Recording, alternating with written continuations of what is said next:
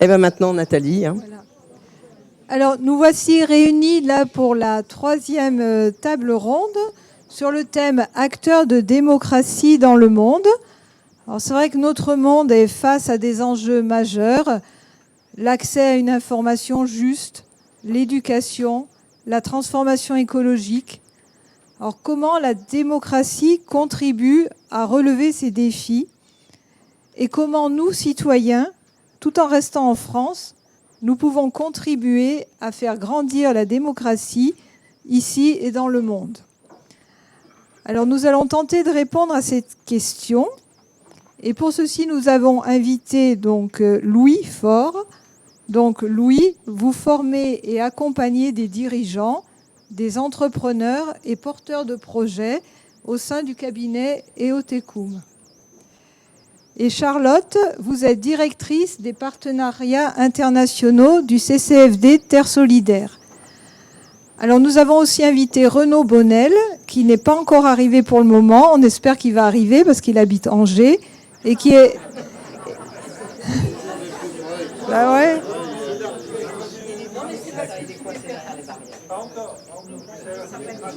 Ouais.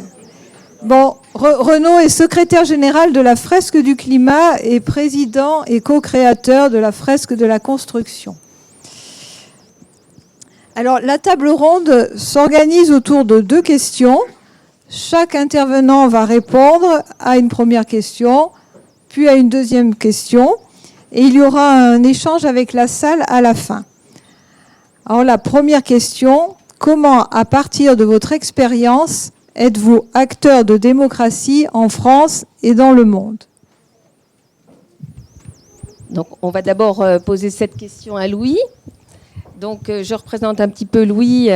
Donc, il est cofondateur et dirigeant de EOTECUM. Ça veut dire « J'y vais avec toi ».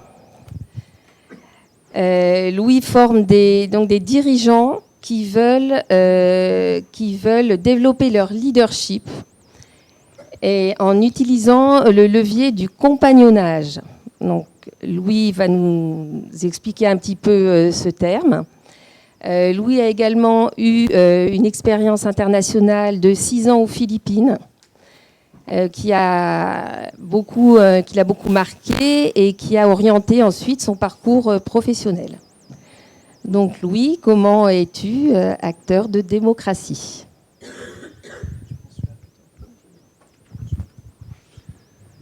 Bonjour, bonsoir tout le monde.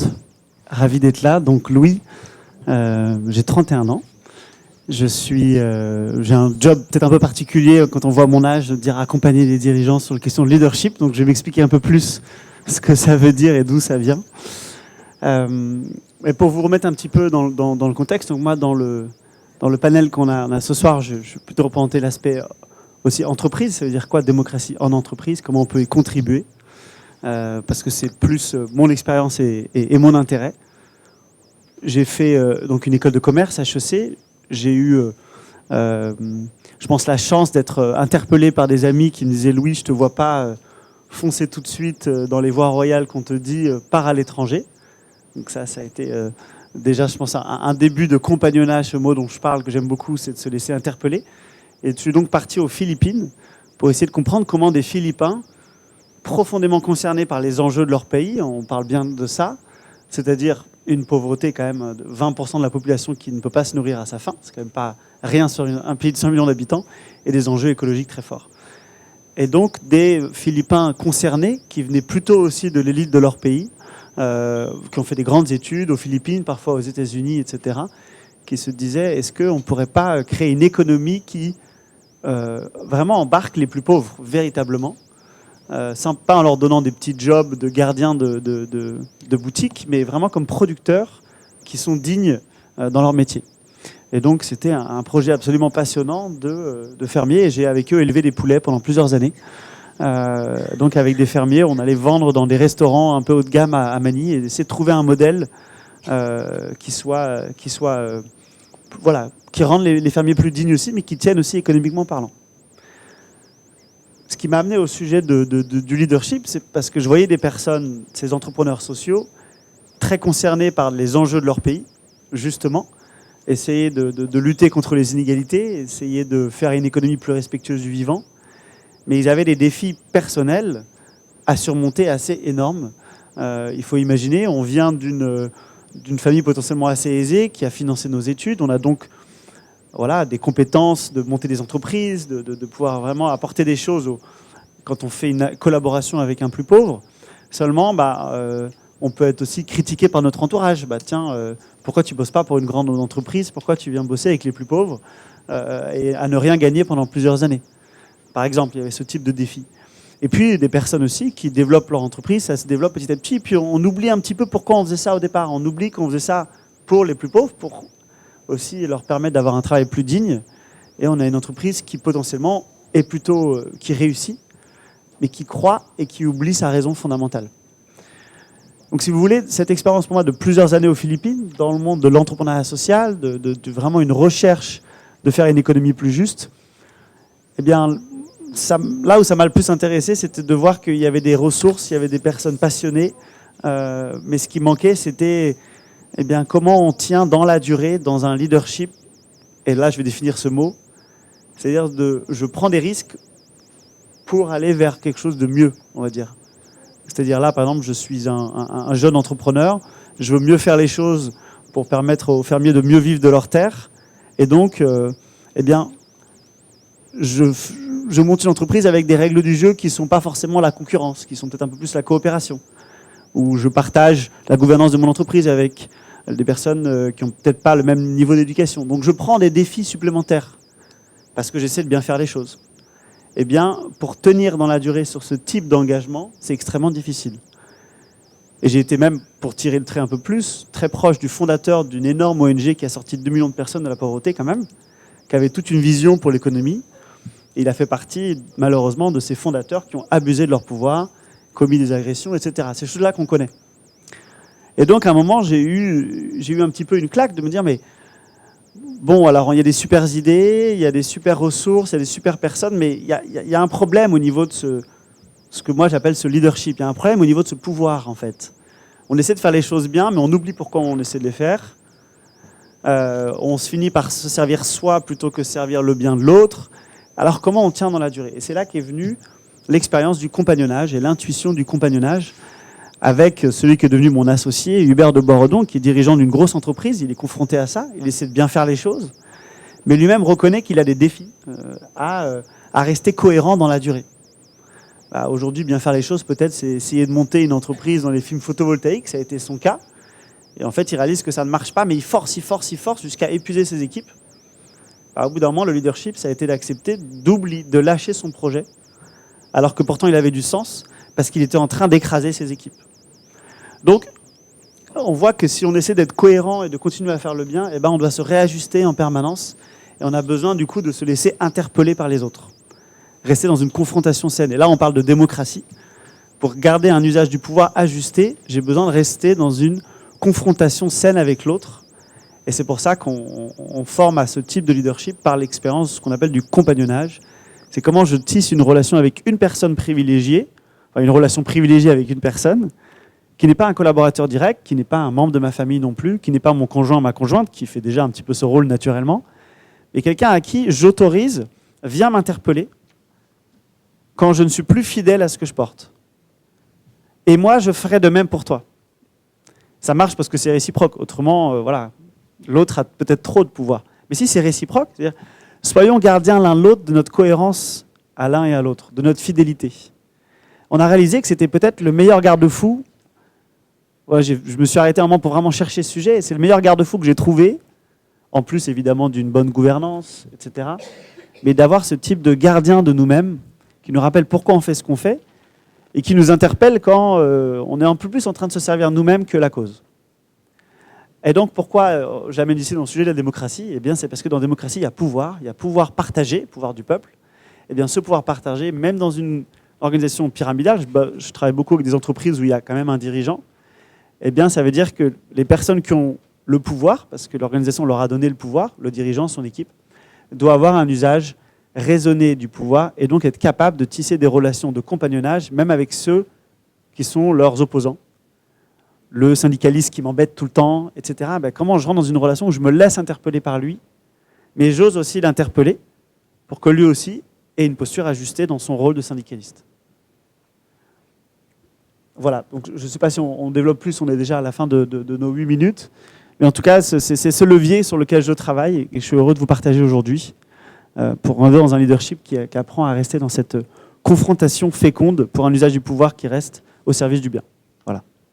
Merci à vous.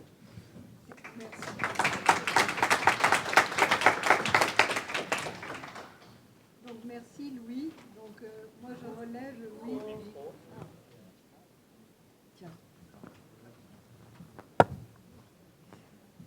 Merci Louis. Donc moi je relève là ce compagnonnage ou se laisser interpeller et puis rester fidèle à ses engagements. Et il y a la question du sens derrière ça. Et c'est aussi ce qu'on peut vivre, nous, quand on vit la démocratie, que ce soit en famille, en société, tout ça, on a toujours besoin de se laisser interpeller par l'autre qui est différent. Alors, je vais poser la question maintenant à Charlotte.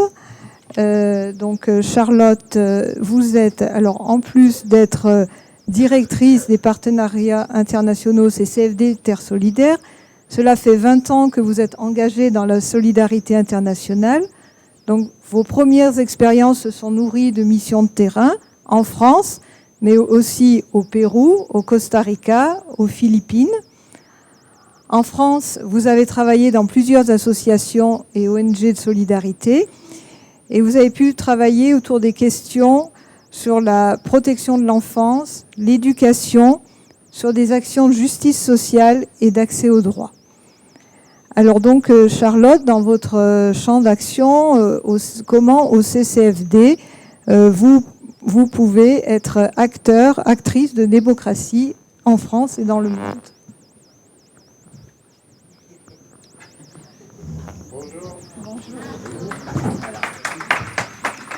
Voilà. Et donc nous accueillons Renaud, comme je vous l'ai présenté au départ. Merci Nathalie. Bonjour à toutes et à tous et merci pour cette invitation à venir partager mon expérience et celle du CCFD Terre Solidaire avec vous.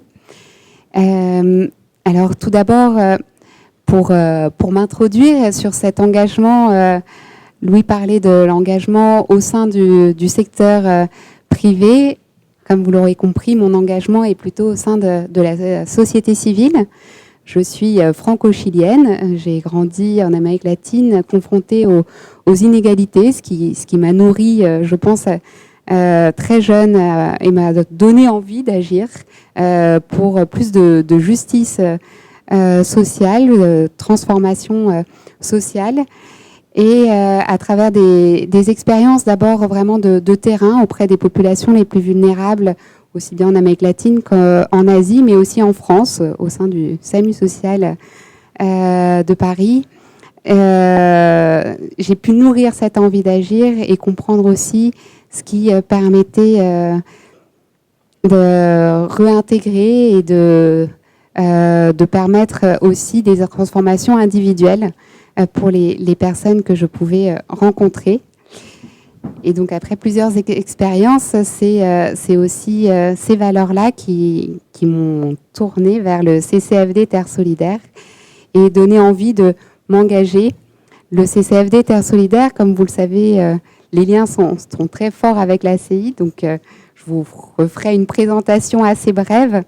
Créé en 1961, est un service de l'Église catholique et dont l'ACI est membre de sa collégialité. Et la mission première est vraiment d'agir ici et là-bas en faveur d'un monde plus juste, plus fraternel, à travers des valeurs de solidarité, de justice, de partenariat et de subsidiarité. Et c'est vraiment l'ensemble de ces éléments qui fait l'action unique du CCFD Terre Solidaire, qui est d'accompagner des acteurs des sociétés civiles à travers le monde et de donner ici, en France, l'écho à leur lutte, à leurs actions, de leur permettre d'avoir une voix dans des démocraties, dans des États où ils n'ont pas toujours cette possibilité. C'est plus de 500 organisations partenaires à travers 70 pays qui sont accompagnés aujourd'hui par le CCFD Terre Solidaire et qui sont relayés par 15 000 bénévoles en France pour permettre, comme je le disais, non seulement de partager leur voix, mais aussi de croiser les regards et de faire converger les luttes. Un exemple concret de partenariat que je voulais partager avec vous, qui est assez représentatif de pourquoi est-ce qu'on ne peut pas agir seul. On a aussi ce devoir-là envers les sociétés civiles à travers le monde. C'est l'exemple de notre partenaire qui s'appelle People's Dialogue, le dialogue des peuples. Un partenaire de longue date, d'une grande confiance pour le CCFD, qui est engagé dans la défense et le respect de l'être humain, de sa dignité, de ses droits fondamentaux et la préservation de notre environnement. Comme vous le voyez, c'est des thématiques qui rejoignent l'engagement du CCFD Terre Solidaire. Et ils sont partis du principe qu'il y avait des mouvements sociaux dans différentes régions du monde, mais qui avaient du mal à s'alimenter, à se nourrir, à se réinventer en fonction des contextes qui évoluaient, et notamment des contextes de plus en plus contraints, de plus en plus restrictifs face à leur mobilisation. Ils ont commencé par croiser les regards entre le Brésil et l'Afrique du Sud, pour justement avoir un regard sud-sud, pour, dans des contextes très différents, essayer d'identifier ce qui les rapproche, ce qui pouvait aussi faire sens dans leur propre contexte, avec des missions croisées où ils sont allés se rencontrer, voir leur façon d'agir. Et c'est justement ces échanges entre différentes sociétés civiles qui ont permis d'arriver à des mouvements sociaux portés au niveau international, et notamment en parallèle souvent du Forum de Davos. C'est un partenaire qui propose des espaces vraiment pour faire entendre d'autres voix, souvent les voix des personnes qui en ont le moins et qui ne peuvent pas les exprimer dans leur pays face aux États de plus en plus, comme je le disais, autoritaires, voire dictatoriaux. C'est aussi une façon d'apporter des nouvelles idées de mobilisation citoyenne, des nouvelles idées pour penser les démocraties. Et donc, c'est souvent ces actions qui nous donnent envie d'agir en France en s'inspirant de tout ce qui est fait à travers le monde et de réaliser aussi que ce qui est fait en France a un impact sur ces populations. Un autre exemple, nous sommes aujourd'hui en France confrontés à l'ouverture de mines, notamment des mines de lithium dans l'Allier. Et nous avons des partenaires aujourd'hui dans le triangle blanc en Amérique latine, entre le Chili, l'Argentine et la Bolivie, qui eux-mêmes sont confrontés à ces situations depuis plusieurs années. Et donc, nous avons imaginé que cette fois-ci, c'était eux qui allaient venir en France et nous apprendre comment est-ce qu'ils arrivent à se mobiliser face à ce genre d'action, et sont venus partager avec les populations de l'Allier leur propre expérience, leurs propres idées d'action pour faire valoir leur voix et leurs droits. Des exemples, vous l'avez compris, il y en a énormément, mais voilà, c'est ces idées d'action concrète face à des États de plus en plus contraignants, face à des États de plus en plus autoritaires qui nous permettent de se dire qu'on peut continuer de défendre nos démocraties et d'imaginer des nouvelles formes de mobilisation pour les sociétés civiles.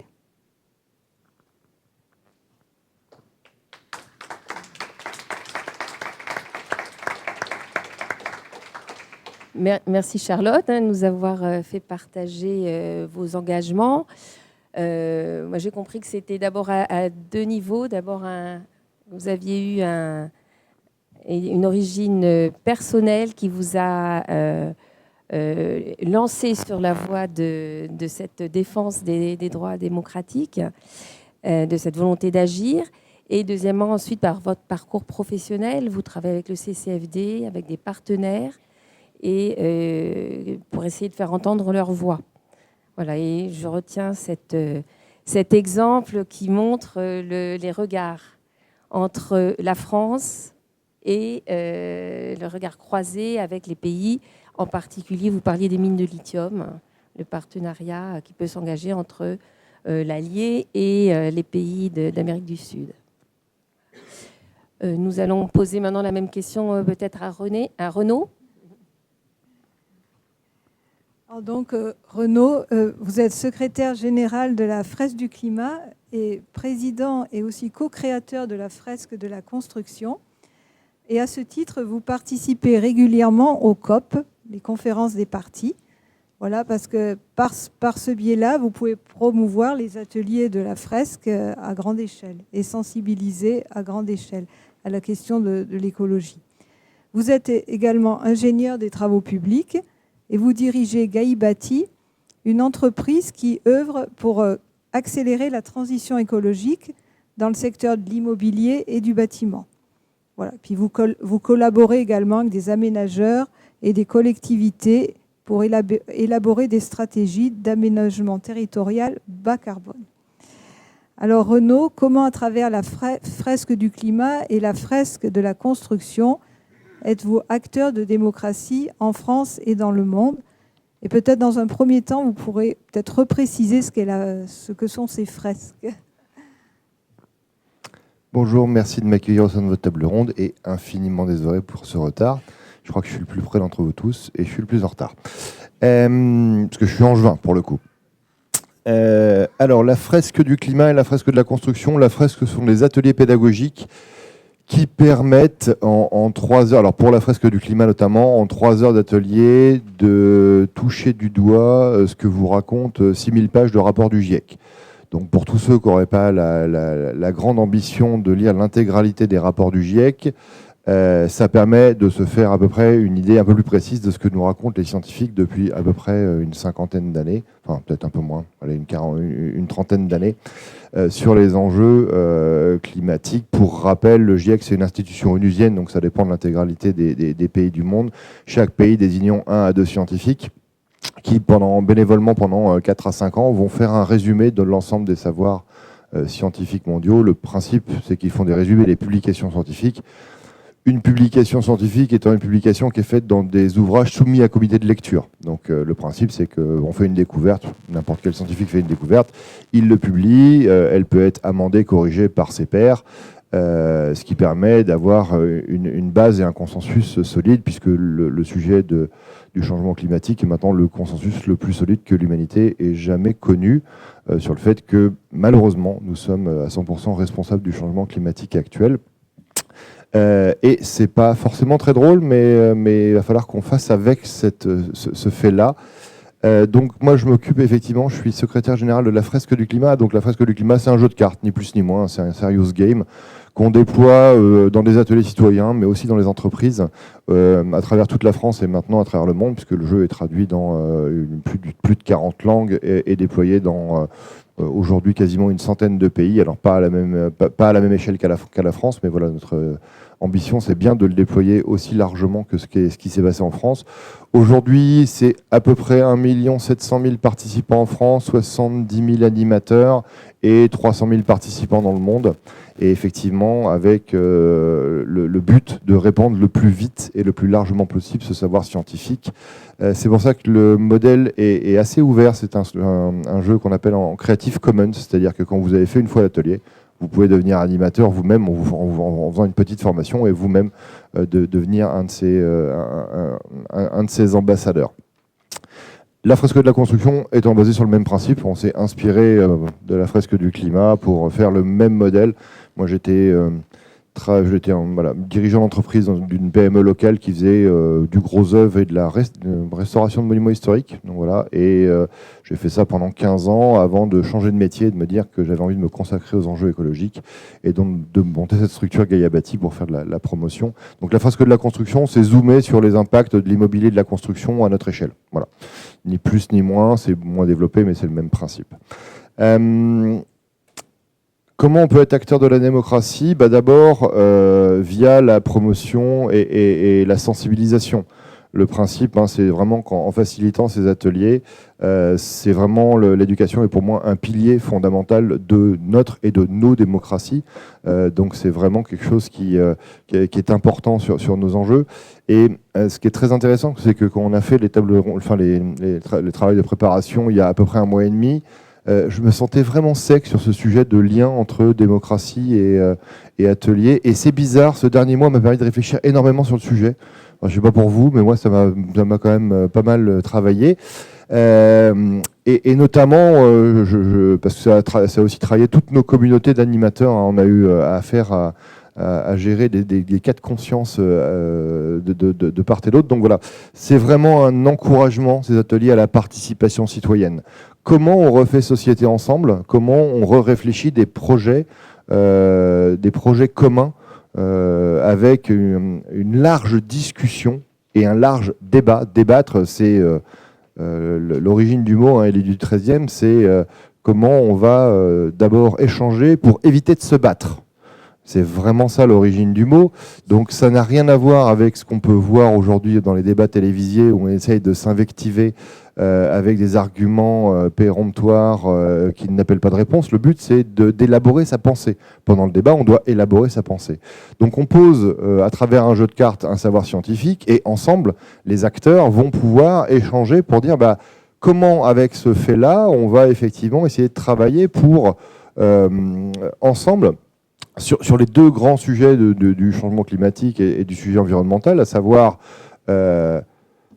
atténuer nos émissions de gaz à effet de serre pour éviter l'ingérable et adapter nos sociétés modernes, nos villes, nos villages, nos communautés. L'adaptation, c'est gérer l'inévitable. C'est-à-dire que malheureusement, malgré tout ce qu'on va faire, on sait qu'on va continuer à faire dériver le climat au niveau mondial. L'atténuation est un sujet mondial. L'ensemble des pays doivent faire les efforts. Donc on peut montrer l'exemple, mais ça dépend absolument pas que de nous, évidemment. Donc l'idée, c'est comment montrer l'exemple pour montrer le chemin. Quand il y a une idée, il y a un chemin. Et surtout, sur le sujet, on peut attaquer le sujet par l'atténuation. Et là, pour le coup, ça ne dépend que de nous. C'est comment on fait pour adapter toutes nos façons de vivre, toutes nos communautés, dans un cadre qui va être mouvant et un cadre que l'humanité n'a jamais connu ces 10 000 dernières années. Donc un vrai sujet de démocratie. Et avec ça, il faut qu'on arrive à créer des liens et des communautés, à réfléchir impact global sur nos actions qui sont pourtant locales. Effectivement, quand on fait un atelier, on est très local, mais on est bien évidemment en train de raisonner sur un impact global. Quand la fresque du climat dit on a fait 1 million de participants aujourd'hui et demain on veut 1 million d'animateurs, c'est qu'évidemment on veut avoir un impact global. Évidemment, on veut qu'on puisse avoir cette discussion mondiale. Les COP servent à ça. On peut penser bien des choses des COP. Malheureusement, elles n'ont jamais réussi à faire diminuer les gaz à effet de serre dans le monde. Et pour autant, on n'a pas le choix que d'en discuter, d'en débattre. Et un moyen d'en discuter, c'est de se réunir. Alors c'est une fois par an, ça dépend de l'ONU. On a souvent la vision, malheureusement, de choses où on prend beaucoup les avions pour aller là-bas. Mais une fois de temps en temps, il faut quand même se voir en vrai. Alors c'est mieux de prendre des avions de ligne pour le coup que des avions privés, mais voilà. Et on a besoin de faire progresser les idées, notamment les idées autour de ces sujets-là. Et évidemment, ça ne va pas assez vite. On est tous d'accord, on ne peut être que d'accord là-dessus. Ça ne va absolument pas assez vite et c'est absolument pas à l'échelle, mais on n'a pas d'autre choix que de continuer à essayer pour peut-être un jour réussir. C'est ça l'incitation à l'action politique et à l'action démocratique sur ces sujets-là. Renforcer la transparence, renforcer la responsabilité de chacun, renforcer nos responsabilités collectives pour pouvoir trouver un chemin qui, pour la génération de nos neveux, nièces, enfants, petits-enfants, soit un chemin pas trop désagréable dans les années qui viennent.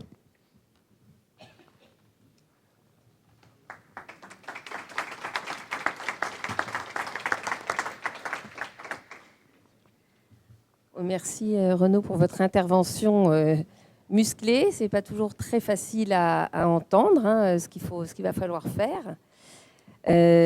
Moi, je retiens que dans les fresques du climat ont un grand rôle éducatif et que c'est un des piliers sur lequel fonder notre action démocratique pour plus de démocratie. de même ces fresques, ça permet aussi d'établir un dialogue entre les citoyens et ceux qui vont prendre les décisions dans nos démocraties. Donc, plus il y aura de fresques, vous en avez déjà 1 million de participants, plus on espère de dialogue et d'actions concrètes qui vont en découler.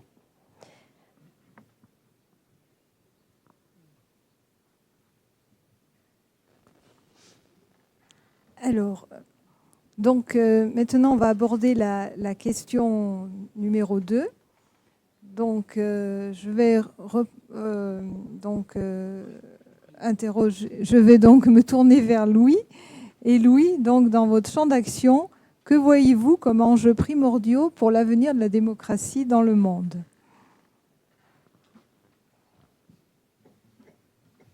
Merci. Donc, je vais vous partager un peu de ma lunette, avec ce qu'elle vaut, évidemment. Et du coup, à partir aussi de ce que je fais et de comment j'essaie de répondre à ce que je perçois depuis ma lunette. La première chose que je vois, c'est une très grande polarisation des opinions, polarisation des groupes, des fossés, des clivages. Il y en a un qui me parle particulièrement. Vous avez compris, mon associé a pas le même âge que moi, on a 30 ans d'écart, c'est le fossé intergénérationnel. Vous en faites certainement l'expérience aussi, c'est des incompréhensions assez fortes entre générations, notamment dans l'entreprise, qui est le domaine que je connais un peu plus, mais pas seulement.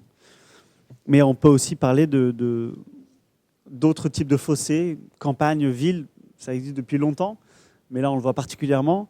Les élections le remontrent à nouveau d'ailleurs. Il y a des fossés aussi culturels. Voilà. Pour moi, c'est inquiétant, en tout cas, de voir un monde assez désuni, alors qu'il y a des enjeux qui devraient nous rassembler, des enjeux absolument phénoménaux, colossaux, qui demandent une action concertée, notamment au niveau international. Et donc, pour moi, un vrai enjeu de notre démocratie aujourd'hui est une difficulté à dialoguer. On parle de dialogue, une difficulté à dialoguer, à s'entendre, et donc à agir de concert, même si on ne pense pas de la même manière. Alors, peut-être un exemple, en tout cas, moi, auquel je suis confronté, c'est par exemple donc, dans les entreprises, une incompréhension assez forte entre les managers, dirigeants qui ont plus d'expérience, qui sont là depuis peut-être plusieurs années, et puis les plus jeunes qui arrivent et qui demandent un style de management différent, auquel ne sont pas habitués justement les managers, un type de management qui leur donne du sens, qui soit véritablement formateur, qui soit proche d'eux, en même temps qu'il les laisse très autonomes. On leur demande aussi, voilà, les jeunes demandent une grande qualité aussi d'équilibre vie pro, vie perso. Alors peut-être que les plus aînés ont l'habitude de travailler plus, c'était une autre culture organisationnelle. Et donc, en tout cas, je suis confronté à ce type de clash dans l'organisation. Pour prendre un exemple. Alors voilà, moi ce que je crois là-dedans, c'est qu'il y a une capacité d'agir de concert à aller chercher, mais ça suppose une certaine posture. Vous l'avez compris, moi ce qui m'intéresse, c'est la posture qu'on va prendre pour qu'un dialogue soit fécond. Et là, c'est-à-dire, c'est comment, imaginons, on peut partir du manager ou de la personne qui a un peu plus les clés quand même, qui a un peu plus la main dans le dialogue, de pouvoir dire comment j'écoute jusqu'au bout l'interpellation du plus jeune, mais véritablement. Je mets de côté pour l'instant ce que je pense, ce que je crois, pour vraiment écouter jusqu'au bout l'interpellation du plus jeune et essayer là d'entendre ce qui, moi, en tout cas pour moi, a l'air de résonner et de sonner juste. Mais ce que je peux voir, c'est qu'il y a par exemple des personnes plus âgées qui font cette belle démarche, mais après n'ont pas elles-mêmes une démarche d'interpellation auprès du plus jeune parce qu'elles ont peur d'être le vieux relou, etc. Ça se comprend d'avoir cette peur. Sauf qu'en fait, on ne peut pas aller vers un vrai dialogue fécond si le plus âgé n'interpelle pas aussi le plus jeune depuis son point de vue. Et je dis ça, je me tire une balle dans le pied en tant que plus jeune, peut-être parmi vous aujourd'hui. Mais je le constate dans cette relation avec cet associé dont je vous parle, Hubert, avec nos 30 ans d'écart. Lui vient d'un monde de dirigeants qui ont la soixantaine. Et moi, je suis plutôt proche de cercles militants qui peuvent critiquer très fortement, justement, le monde d'où vient mon associé. Et de la même manière, le monde de mon associé critique très fortement mes amis militants qu'on va retrouver peut-être parfois faire des petits coucous sur des ZAD, par exemple. Intéressant de voir, vous savez, des zones à défendre. Donc, intéressant en tout cas de voir ce type de fossé. Et pourtant, on arrive à avancer ensemble. Et donc, mais parce que on joue tous les deux notre jeu d'interpellation. Et là, nous, on parle de ligne de crête. Je vous la confie un petit peu, cette ligne de crête, à essayer d'aller trouver. J'existe avec ce que j'ai à dire d'interpellant. Par exemple, le plus jeune. Excusez-nous, génération plus âgée, la Terre est en train de brûler, il faudrait se bouger. Bon, on va essayer d'entendre ça. Ça s'exprime parfois de manière pas très ajustée, il y a un peu de colère. Justement, la ligne de crête, c'est comment j'ose exprimer là quelque chose qui est fort, mais sans rejeter l'autre. Sans lui dire, t'es le coupable, t'es nul, tu dois disparaître. D'ailleurs, un peu souvent sous-entendu, on serait mieux sans toi. Eh bien, non, c'est pas juste en fait. La ligne de crête, c'est j'ose exprimer fortement ce qu'il y a à dire parce que je suis concerné. Il y a de la colère parce qu'il y a de l'injustice, il y a quelque chose qui doit bouger. Donc, heureusement qu'elle s'exprime, mais ne pas tomber dans le rejet. Et l'autre versant de la ligne de crête étant ne pas le dire, ne pas l'exprimer, se taire, accepter les choses telles qu'elles sont. Et en fait, ce faisant, j'invite l'autre à faire de même. Alors peut-être que l'autre ne le fera pas, c'est toujours un peu le pas de vulnérabilité sur cette ligne de crête, peut-être que l'autre en profitera. Ah, tu ne m'attaques pas, moi je vais t'attaquer, moi je vais te rejeter. Eh bien, on s'expose toujours à ça, et je pense qu'en tant que chrétien, on sait qu'on court toujours ce risque, quand on tend la main, qu'elle ne soit pas reçue en face. Et ce que je constate aujourd'hui, c'est que quand il y a quelqu'un qui fait la démarche de vraiment interpeller, sans rejeter l'autre pour autant, en disant « mais viens, on va vers quelque chose de mieux, je pense que tu as quelque chose à m'apporter aussi », l'autre plutôt va aussi jouer le jeu, peut-être sortir un peu de son rejet facile, et de dire « j'entends ce que tu me dis, mais moi, il faut que tu entendes aussi ce que je dise ». Et une fois que les deux ont parlé, on parlait de dialogue tout à l'heure, et on voit ça aussi dans des lieux de conflit, eh bien, on peut avancer véritablement quelque part ensemble. Voilà, vous l'aurez compris, moi, mon métier, c'est de créer ces espaces de dialogue, de confrontation féconde pour qu'on avance ensemble. Et donc, si vous voulez, moi, quelque chose qui me concerne aujourd'hui, c'est ces fossés, mais quelque chose qui me donne espoir, c'est de voir que quand on crée le cadre de dialogue, on a des personnes profondément différentes qui, a priori, vont plutôt avoir un réflexe de se jeter, de se rejeter, vont être en fait capables d'avancer ensemble parce qu'on va trouver un point commun vers lequel on veut aller. Et ça, c'est vrai dans l'entreprise, c'est vrai dans d'autres lieux, c'est vrai en politique, c'est vrai, je pense, à plein d'égards. Voilà ce que je voulais vous partager. Merci.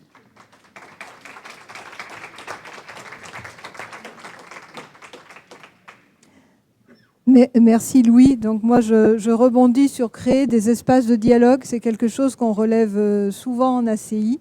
Voilà. Et créer des espaces de dialogue pour pouvoir avancer ensemble et dépasser nos différents points de vue. Voilà, en osant affirmer ce que l'on a à dire sans rejeter l'autre. Alors, je me tourne maintenant vers Charlotte, et Charlotte qui va pouvoir nous dire comment au CCFD, avec le prisme du CCFD Terre Solidaire, que voyez-vous comme enjeu de démocratie, pour l'avenir de la démocratie dans le monde? Merci. Alors, je voulais commencer par vous partager un chiffre, moi, qui m'a marqué. C'est 89% de la population mondiale en 2021 était considérée comme vivant dans des pays où les droits civiques, les libertés d'expression, d'association, de réunion pacifique ne sont pas respectés. Et y compris dans des États dits démocratiques, des grandes démocraties comme l'Inde, comme certains de nos partenaires occidentaux. Les nouvelles lois permettent souvent de museler toute opposition, voire de criminaliser, sous couvert de peur face au terrorisme, face aux questions de sécurité, sous couvert aussi de désinformation, de torsion des réalités, sous couvert aussi de protection, comme on a pu le voir pendant la pandémie de Covid-19, où de nombreux pays, à la fin de cette pandémie, ont gardé des lois qui contraignent les défenseurs des droits humains, des droits environnementaux. C'est, y compris en France et en Europe, des acteurs économiques influents qui imposent leurs lois dans d'autres États pour accroître leur monopole, y compris sous couvert de transition écologique. C'est l'exemple du lithium que j'évoquais tout à l'heure, à travers des actions extractivistes. Les enjeux sont de pouvoir redonner la parole aux premiers et premières concernés. Et pour ça, on a des moyens d'action. Grâce à nos actions de plaidoyer, par exemple, qui se nourrissent des actions même de nos partenaires à travers le monde, on a pu porter avec nos alliés une loi au niveau européen sur le devoir de vigilance pour les acteurs économiques qui doivent normalement consulter les populations locales avant toute nouvelle exploitation des ressources. Malheureusement, on le sait bien, malgré ces lois, la réalité fait qu'elles ne sont pas systématiquement réalisées. Et c'est là où tout le travail de sensibilisation, d'éducation, de formation à la citoyenneté des sociétés civiles en France et là-bas sont essentiels. C'est également le cas dans des accords bilatéraux. Encore récemment, on a vu que l'Union européenne avait signé des accords avec des pays du pourtour méditerranéen, avec les gouvernements de ces pays, en échange de faire face aux enjeux de migration. Cette externalisation des frontières a souvent comme conséquence de restreindre les libertés civiles, les libertés associatives, et de nombreux de nos partenaires aujourd'hui sont menacés, voire criminalisés.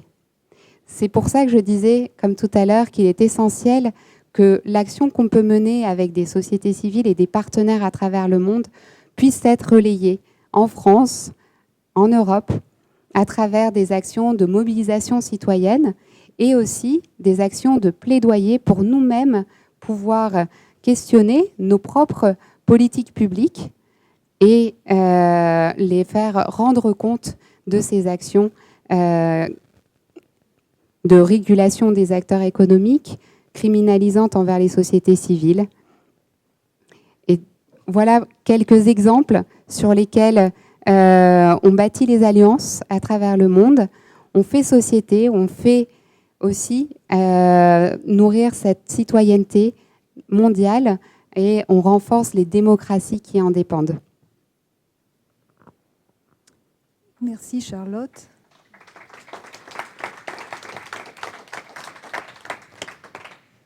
Merci Charlotte, parce que vous nous montrez comment le CCFD peut, avec des exemples à l'appui, comment on peut redonner la parole aux personnes qui n'en ont plus, qui en ont de moins en moins, avec un recul des états de droit dans de nombreuses sociétés. Et ça permet aussi, le CCFD permet aussi d'essayer de nous faire prendre conscience comment l'impact de ce qu'on fait en France peut être important pour les pays en dehors de nos frontières. Merci.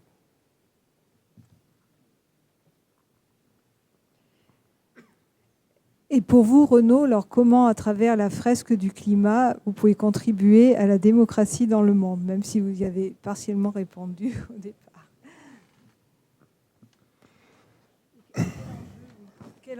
Quel enjeu vous voyez pour l'avenir de la démocratie dans le monde, à travers la fresque du climat? Les deux premiers mots que j'ai mis sur ma feuille quand je me suis préparé, c'était inclusion et équité.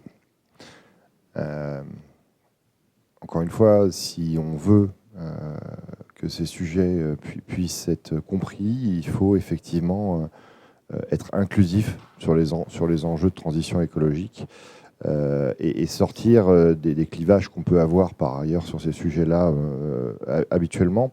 Donc il faut passer finalement au-delà des discussions politiques qu'on peut avoir sur ces sujets-là. Ça implique de effectivement s'attaquer aux inégalités socio-économiques qui touchent une partie de la population et veiller à ce que les communautés qui soient marginalisées puissent avoir une voix dans ces sujets-là.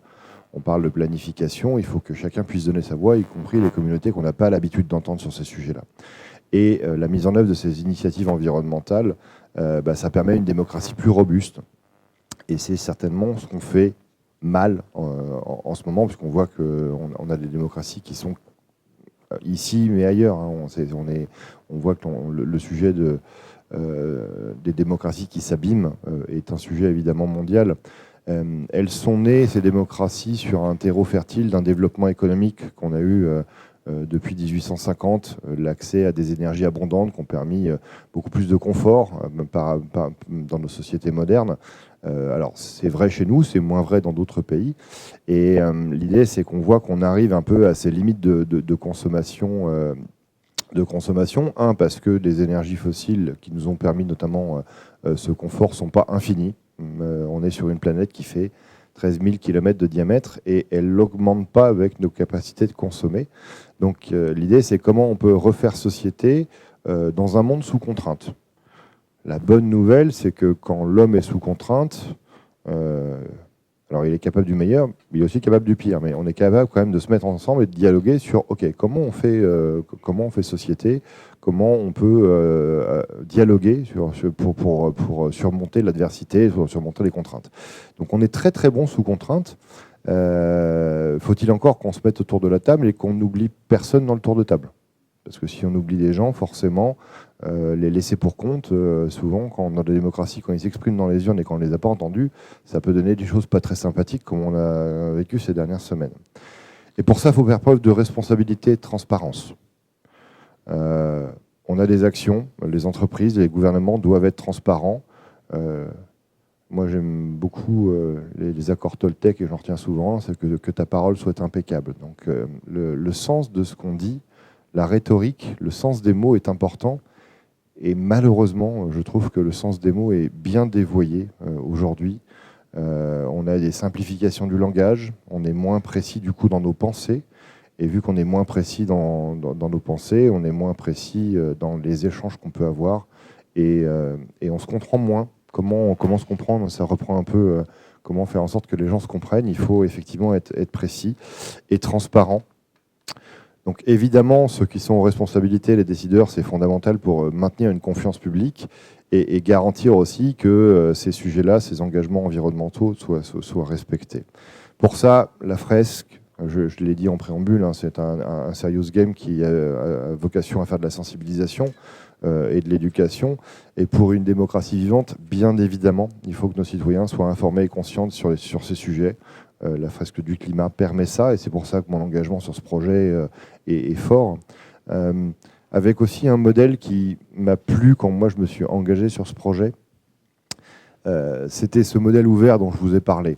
Ce modèle où on va réussir à faire quelque chose qui n'a jamais été fait avant, et c'est pour le coup, pour parler de l'association La Fresque du Climat, quelque chose qui a jailli il y a maintenant, alors 2018, la création de l'association, les premiers à s'en emparer début 2019, on est en 2024, donc 5 ans après, et 5 ans après la création de cette association, elle est partie de zéro, elle a 50 salariés, elle ne touche aucune subvention, donc son modèle économique est sur le fait d'aller animer des ateliers auprès notamment d'entreprises qui permet d'avoir une partie de rémunération liée à des droits d'utilisation. Et ce qui permet à cette association, du coup, d'avoir une assise financière pour pouvoir aller en parler et développer ça aussi auprès des citoyens. Donc elle s'appuie sur une communauté de bénévoles, mais aussi d'acteurs professionnels qui permettent d'avoir ce modèle économique qui a fait qu'elle s'est répandue très rapidement. Hein. C'est vraiment un modèle assez unique. Très rapidement dans la société civile et dans les entreprises, notamment en France. Et c'est ce sujet-là qu'on veut porter dans les autres pays et à l'international. Donc ça permet effectivement d'avancer et du coup de renforcer la société civile. Quand j'anime des ateliers, ce qui m'interpelle à chaque fois, c'est de voir que après la phase de pose des cartes, parce qu'on a 3 grandes phases, hein, on pose des cartes, après on fait des liens et on essaye de décorer ça. Le constat n'est pas drôle, on peut au moins rendre ça joli, on aura gagné ça. Et puis on a une phase d'échange avec les citoyens et citoyennes qui sont autour de la table.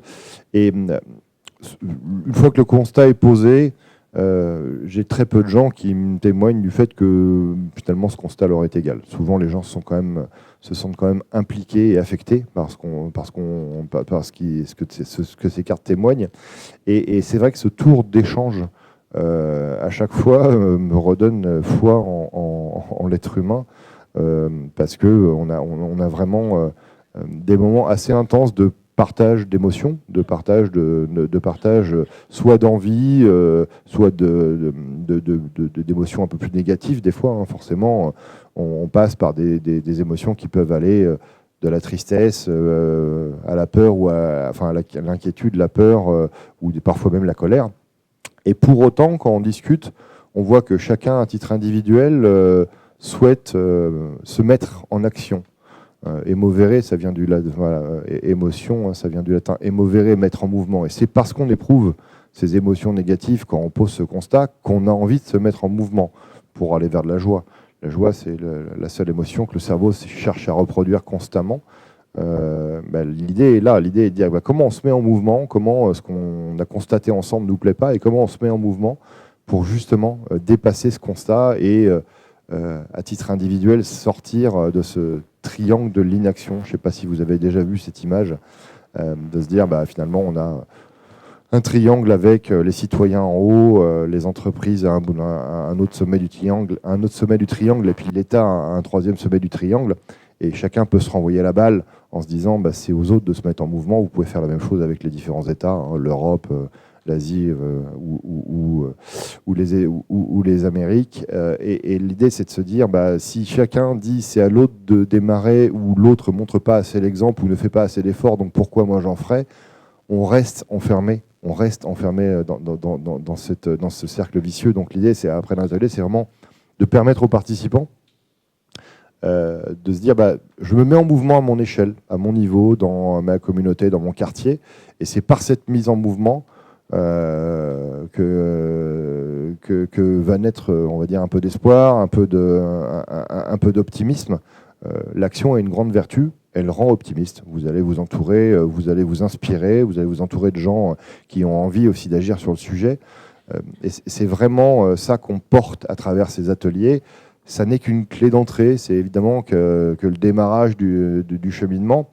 Mais encore une fois, là où il y a une idée, il y a un chemin. Donc on peut déjà voir que ça permet de se lancer sur le chemin. Et du coup, on peut le faire à son échelle et aller chercher aussi de la coopération locale, mais aussi internationale, puisqu'il va falloir qu'on travaille avec l'ensemble des citoyens de cette planète. On n'est pas tous responsables à la même mesure de ce dérèglement. On n'y contribue pas tous à la même hauteur. Et pour autant, on est tous co-responsables des années qui viennent. Donc l'idée, c'est vraiment inspirer pour envoyer les gens dans le changement, qu'ils puissent commencer à mesurer, prendre conscience. Il y a un gros sujet autour des ordres de grandeur. Malheureusement, ce qu'on constate, c'est que peu de gens ont saisi les ordres de grandeur sur ce sujet-là. C'est quoi un monde à +2, +3, +4 ? On a du mal à se projeter. Et surtout, à quelle échéance ? 2030, 2035, 2040.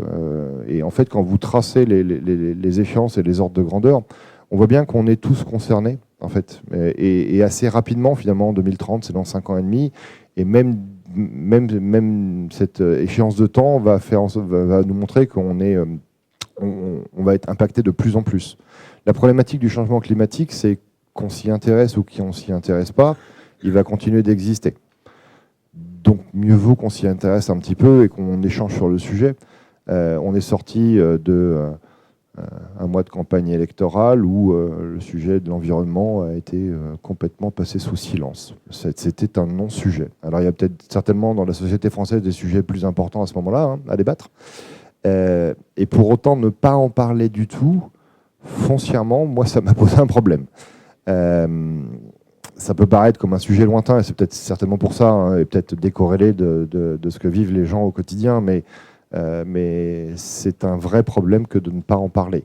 Après, la question, c'est comment on en parle, comment on inclut les gens dans ce dialogue, et comment on imagine un nouveau contrat social en France qui va effectivement inclure ce sujet-là, qui va permettre de mettre ce sujet-là aussi au cœur de nos actions. C'est marrant parce que j'ai écrit ce papier-là genre fin mai, donc on était complètement en dehors de ce sujet-là, et effectivement je mettais que dans nos choix politiques, quand il est temps d'élire ceux qui nous gouvernent, ce serait bien qu'on en parle un peu plus. Et j'ai pas été déçu un mois plus tard. C'est vraiment un enjeu qui nous concerne tous, qui qu'on soit sur cette terre. Dans la raison d'être de la fresque du climat, hein, on met répandre le plus rapidement possible les savoirs et les enjeux scientifiques pour préserver le vivant. C'est bien de ça dont on parle, hein, préserver l'habitabilité de la planète.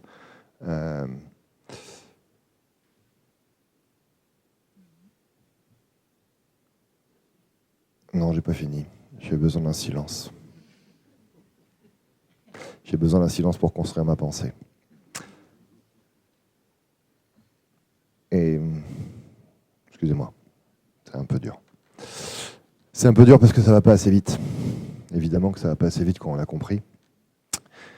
Et le fait, il y a un vrai chemin de vie, hein. Le fait d'accepter que tout ce qu'on fera à l'échelle individuelle ou à l'échelle collective tout au long de notre vie sera nécessaire et malheureusement jamais suffisant à l'échelle du problème qui se pose devant nous, c'est pas tous les jours simple quand on repose ça avec quelques mots. Merci. Merci Renaud. Oh, je vais peut-être juste ajouter qu'il y a 3 ans, à l'université d'été sur l'écologie à Lyon, on avait vécu une fresque du climat, certains. Enfin, donc moi, ça m'a mis en route. Enfin, d'autres personnes aussi. Et c'est vrai qu'après, au niveau de la CI, on a vu des choses qui fleurissaient ici et là. Il y a eu des fresques du climat proposées dans des rencontres ACI, mais aussi dans des établissements scolaires. Hein, je sais que Bernard en a fait une, dans la vie associative. Et moi, je me suis formée aussi parce que je suis enseignante. Et chaque année, je fais la fresque du climat junior. Voilà.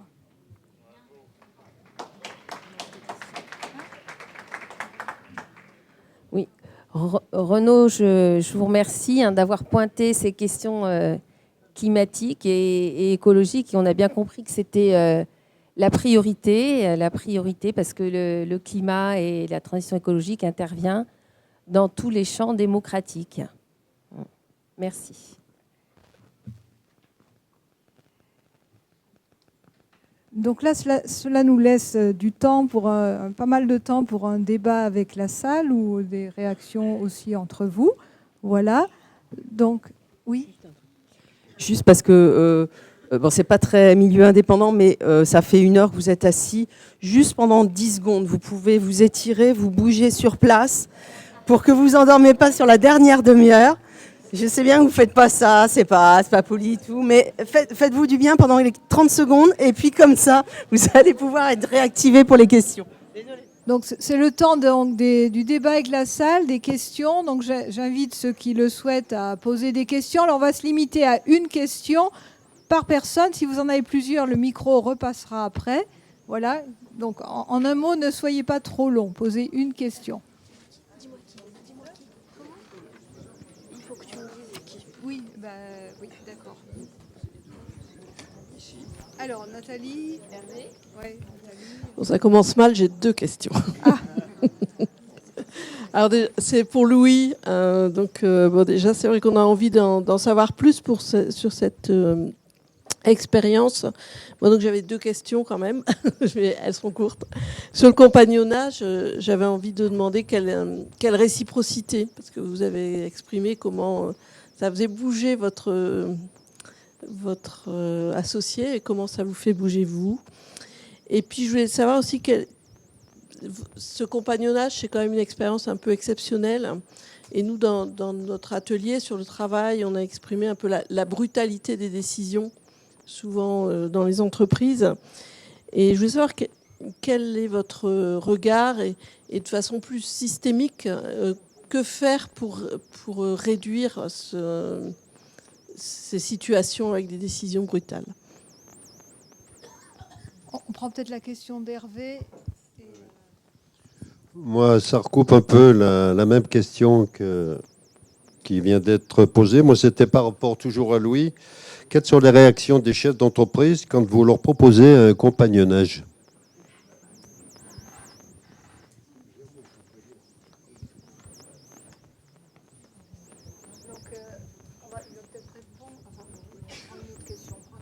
On prend une troisième question, puis on fera répondre Louis. Merci. Donc, je voulais faire un rappel historique, dire que en France, il y a eu un débat sur l'énergie en 2005 autour de la loi sur l'énergie. Il y a eu le Grenelle de l'environnement en 2007. Et à ces moments-là, il y a eu un consensus sur le constat, sur le diagnostic de la situation. L'énergie en 2005 et en 2007, l'énergie est élargie à la biodiversité. Donc il y avait un constat largement partagé par les divers corps sociaux qui ont participé au Grenelle de l'environnement. Et il y a même eu à l'époque des spots télévisés pour nous expliquer ce qu'il fallait faire dans les villes pour la transition énergétique. Ça n'a pas duré longtemps, c'était noyé entre deux publicités pour les automobiles ou autres biens de consommation. Bon, alors, et puis on a l'impression qu'aujourd'hui, ce que nous dit Renaud, qu'on n'a pas avancé dans la compréhension du problème. Alors qu'il me semblait qu'en 2007, le diagnostic était très bien fait. Bon, et on a l'impression de toujours d'être au départ. Bon, alors par rapport à l'opinion générale, et puis maintenant, puisqu'on est dans un milieu chrétien, on a eu la dot aussi, mais qui ne date que de 2015, donc c'était déjà 10 ans après la prise de conscience qui aurait dû être affichée dès 2007.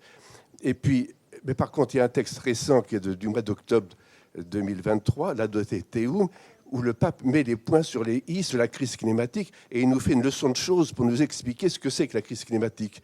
Donc je vous invite à lire Laudato Deum. Et puis, et moi, je pense qu'en tant que chrétien, pour suivre ce que vient de dire Renaud, on devrait vivre déjà soi-même cette transition énergétique, se rendre compte de la démesure de notre consommation et de dire qu'il faut vivre autrement. Voilà, merci. Donc ce n'est pas une question, hein, c'est juste un complément, d'accord. Alors on va demander, Louis, si tu réponds. Oui, la question c'était pourquoi ça n'a pas avancé. Enfin, je sais pas si... Pourquoi ça n'a pas, oui, pourquoi ça Renaud n'a pas pourra avancé. répondre. Ouais. Oh, l'impression en tout cas. Par rapport donc au compagnonnage, merci pour vos questions. Sur la question de la réciprocité, de fait, c'est un élément essentiel. Et c'est vrai que ça peut paraître surprenant. On a commencé cet échange avec mon associé, j'avais 25 ans, lui 55, dirigeant 2000 salariés, moi ne dirigeant personne, à part mes 300 poulets. Et donc, ils sont beaucoup plus faciles à gérer que des personnes. Qu'est-ce qu'on peut s'apporter dans une réciprocité? Eh bien, en fait, c'est parce que dans l'invitation du compagnonnage, qu'on a expérimenté et qu'aujourd'hui on apprend à transmettre, hein, ça vient d'abord d'une expérience, c'est qu'en fait, si on échange au niveau de je sens que j'ai à bouger dans ma manière de gérer mon équipe, dans ma manière de faire mes choix pour ma vie, par exemple. Je sens qu'il y a quelque chose qui... par exemple, je suis conscient des enjeux climatiques, je gère une entreprise, je sens qu'il y a des endroits où il va falloir que je fasse des choix, il va falloir que je bouge. Eh bien, entre cette conscience, et je pense que d'ailleurs ça rejoint un peu la question qui a été posée sur pourquoi on n'a pas bougé, entre cette conscience et l'acte, il y a un fossé. Il y a peut-être une intention formulée, mais ensuite elle va venir se confronter à du réel, à du concret. Eh bien, si je commence à bouger mon choix d'orientation, si je commence mon management, ou pour prendre l'exemple de l'entreprise, l'orientation de mon entreprise, eh bien, ça va fâcher mes actionnaires. Donc, ça va faire peut-être monter mon taux d'intérêt parce que je vais avoir moins la confiance de mes entreprises, des banques, etc. Il y aura des conséquences concrètes. Et donc, il y a un enjeu de rester fidèle à « je sens qu'il y a un mouvement qui doit avoir lieu » et en même temps, j'ai une réalité qui va résister à ce mouvement. Et donc, dans le compagnonnage, ce qu'on fait, c'est pas dire à l'autre « voilà comment tu vas faire », car j'en ai aucune idée pour l'autre. L'autre est dans son monde, sa réalité, il est le seul à pouvoir savoir comment faire. Mais par contre, je peux être le gardien pour lui dire « t'en es où là par rapport à ça ?» Et est-ce que tu as concrètement mis en œuvre ce que tu avais envie de mettre en œuvre? Et en fait, déjà, le fait juste d'être gardien un peu l'un de l'autre, de dire, mais est-ce que ta fidélité, par exemple, de chrétien qui te dit qu'il y a quelque chose qui doit bouger et je dois m'engager au nom de ma foi, au nom de mes valeurs, eh bien, est-ce que tu es en train de le mettre en œuvre? Et pourquoi c'est important la réciprocité? C'est que je peux me permettre de t'interpeller là-dessus, parce que je sais que tu vas le faire pour moi aussi. Moi aussi, je suis à poil. On est tous les deux à poil là-dedans. En fait, on se montre à l'autre dans nos incohérences. Mais dans un espace, et ça c'est le plus important, d'amitié. Il y a de l'amour, il y a du philia, il y a du... Je ne veux pas te juger de ne pas y être arrivé, mais c'est parce qu'il y a du... Enfin, moi je te veux cohérent, je te veux courageux. Et donc au nom de ça, je vais t'interpeller. Et de la même manière, tu me veux cohérent, tu me veux courageux, donc au nom de ça, tu vas m'interpeller. Donc voilà, la réciprocité, elle va se placer à ce niveau-là, ce qui fait qu'on peut en fait s'aider à... C'est vraiment de l'ordre de grandir. On ne va pas être meilleur techniquement, mais on va être peut-être plus courageux, un peu plus cohérent. On va s'avancer un peu plus dans du contradictoire. Voilà, je ne sais pas si ça répond à la question, mais en tout cas, c'est à ce niveau-là que se place la réciprocité. Et vous disiez, alors du coup, effectivement, on a plutôt tendance à avoir des décisions solitaires. On voit ça dans les entreprises. On en a vu récemment à plus grande échelle encore. Et c'est malheureux parce que c'est des décisions qui n'ont pas été faites dans de la consultation, qui n'ont pas été faites dans de la confrontation, et donc pas faites dans de l'humilité. Voilà, et effectivement, c'est très dommageable. Et ça, moi, ce que j'essaie d'apporter, c'est une culture du compagnonnage dans une organisation, parce que les personnes vont expérimenter concrètement dans des binômes de compagnonnage qu'est-ce que c'est quand de se laisser interpeller par l'autre et d'apprendre ce mode de leadership qui n'est pas j'impose, mais je tends la main, qui n'est pas du tout pareil, qui met beaucoup plus en risque, qui n'est pas tellement ce qu'on nous apprend, en école de commerce notamment, surtout tend pas la main, essayer de prendre le pouvoir. Là, c'est tout l'inverse. Et je pense que vous verrez aussi d'où vient mon inspiration. C'est comment un leadership de je tends la main pour qu'on aille ensemble vers du mieux. Et ça, c'est vrai que ce n'est pas la culture la plus répandue. Mais je crois qu'en tant que chrétien, on a un rôle là-dedans. Moi, je précise que je suis chrétien que depuis quelques années. J'ai vécu une conversion et j'ai été cueilli véritablement par cette manière anthropologique de vivre et de vivre en société qui est beaucoup plus la démarche de tendre la main que de chercher à contrôler, à manipuler, à dominer, ou ne serait-ce qu'à être le meilleur, mais une démarche de tendre la main. Donc je crois qu'en tant que chrétien, on a aussi à apporter une autre vision de la manière d'agir ensemble, qui est certainement vécue chez vous d'ailleurs à la CI. Et voilà, la dernière question, c'est aussi par rapport, c'est quoi la réaction des chefs d'entreprise quand je leur propose ça? En fait, pour être clair, les personnes qui veulent commencer un compagnonnage, c'est carrément, elles sont touchées quelque part. C'est rarement purement rationnel. C'est ah ouais, j'aimerais bien essayer d'être un peu plus cohérent avec certaines valeurs, convictions, aspirations que je garde un peu sous le tapis parce que je ne sais pas comment les incarner. C'est trop compliqué. Est-ce que j'ose croire que je peux les incarner un peu plus, être un peu plus cohérent avec elles? Ça, c'est un élément déclencheur qui font que la personne, elle va se mettre en mouvement. Et elle a l'humilité de reconnaître qu'elle n'est peut-être pas tout à fait au rendez-vous de là où elle voudrait être intérieurement. Elle n'est peut-être pas aussi cohérente qu'elle aimerait l'être. Et c'est normal. Donc je pense qu'en tout cas, le point de départ à chaque fois, c'est jamais j'essaie jamais de convaincre les personnes. Mais en fait, est-ce que j'ai envie de me mettre un peu plus en mouvement pour essayer d'être plus cohérent dans ce que je suis? Je sais que ça va me mettre en difficulté, mais que ça va aussi procurer de la joie et ça va être fécond autour de moi. Voilà le point. Je fais pas de marketing, par exemple. Simplement, on témoigne avec mon associé, ici et là, aujourd'hui, sur un podcast. Il a écrit 2 bouquins qui font pas mal parler de lui, donc ça aide aussi à ce que... Mais en fait, il faut avoir envie de bouger pour commencer un chemin de ce type-là. On ne pourra jamais convaincre quelqu'un, et ça, c'est aussi notre impuissance. On ne peut pas convaincre quelqu'un dont on trouve un management assez nocif. On ne peut pas lui dire commence un chemin. Malheureusement, on n'a pas ce pouvoir-là. On ne respecterait pas sa conscience. Donc, je pense qu'il faut accepter aussi une forme d'impuissance là-dedans. Et ça revient à ce qu'on disait tout à l'heure, ça commence par soi. Si soi-même on rentre dans un chemin comme celui-là, ça va donner envie à d'autres de dire « Ah tiens, peut-être que moi aussi, je peux m'engager, je ne parle pas forcément du compagnonnage, mais dans un chemin de cohérence, on va attirer parce que ça va rayonner. » Voilà ce que je crois. Merci. Je passe le... Je précise juste que l'associé de Louis, c'est Hubert de Boisredon, et il y a un livre à la librairie, là vous l'avez peut-être vu, et c'est parce qu'on avait lu son livre, certains d'entre nous avaient lu son livre, qu'on a eu l'idée aussi de vous contacter pour cette table ronde. Voilà. Alors pour répondre à la question du temps long, on va dire, par rapport à l'écologie, Charlotte veut bien y répondre. En effet, alors je vous remercie pour cette question parce qu'on est quotidiennement interpellé par nos partenaires qui vivent le dérèglement climatique au quotidien dans leurs activités.